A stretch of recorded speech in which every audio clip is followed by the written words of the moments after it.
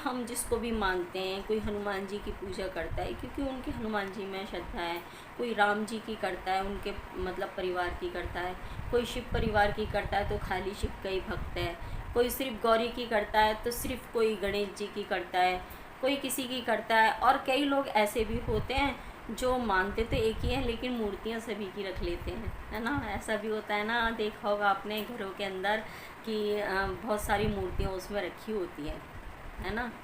कोई नहीं। जहाँ बात करें हम मंदिर की सफाई की, देखिए दीपक जलाना, अगरबत्ती जलाना, धूप करना एक अलग चीज़ है, लेकिन उससे भी ज़्यादा मायने होते हैं उनकी मंदिर की सफाई के।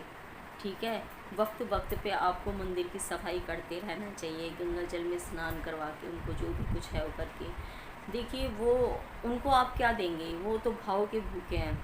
लेकिन अगर आपने अपने घर में उनको स्थान दिया है बाकायदा, उनको लेकर के आए हो आप अपनी श्रद्धा से, ठीक है, तो आप उसी तरीके से उनको रखिए, सफाई करते रहिए टाइम टू टाइम मंदिर की। दूसरी बात कि उनका सुबह शाम दिया बत्ती होना चाहिए। सबसे अब इम्पॉर्टेंट बात मैं आपको बताती हूँ कि ज़्यादातर जो हमारे साथ दिक्कतें होती हैं पूजा करने के बाद में भी, वो क्यों होती हैं। उससे पहले एक सवाल पूछना चाहूँगी आपसे। आपके घर में मान लीजिए आज 3 गेस्ट आ गए, मतलब अलग अलग आ गए, या आपके परिवार के ही 3 सदस्य हैं, और जो भी है, ये आप अपने घर में भी आजकल तो देखिए, पहले तो एक ही थाली में खा लेते थे, कहते थे प्यार बना रहता था, परिवार एक साथ बैठ के खाता था, ठीक है। लेकिन अब क्या है, अब सब अलग अलग थाली में खाते हैं। और जिसमें कि घर की बात आप छोड़िए, बाहर से अगर कोई गेस्ट आता है, अगर आपके घर में 10 लोग मौजूद हैं, 5 लोग मौजूद हैं, या मान लीजिए 3 ही लोग मौजूद हैं, तो उनको आपके यहाँ घर पे खाना खाना है, तो क्या आप उनके लिए एक ही थाली लगाएंगे? क्या आप आपके घर में गेस्ट आता है तो आप एक ही गिलास में तीनों को पानी पिला देंगे? होता है ऐसा? नहीं होता, नहीं होता ना। तो इसीलिए जिस तरीके से हम परिवार में जितने भी लोग होते, उतनी ही थाली परोसी जाती हैं, उतनी ही कटोरियाँ रखी जाती है सब्जी के लिए, उतने ही गिलास रखे जाते हैं पानी के लिए, उतनी ही चम्मच रखी जाती हैं कुछ खाने के लिए।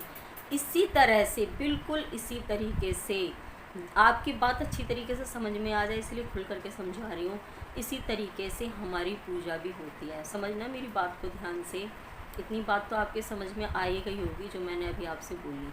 इसी तरीके से जब हम इतनी सारी मूर्तियों को विराजमान करते हैं, वाकई में उनको जगह देते हैं अपने घर के अंदर। देखो मैंने पहले ही कहा था, मानो तो सब है, ना मानो तो कुछ भी नहीं है।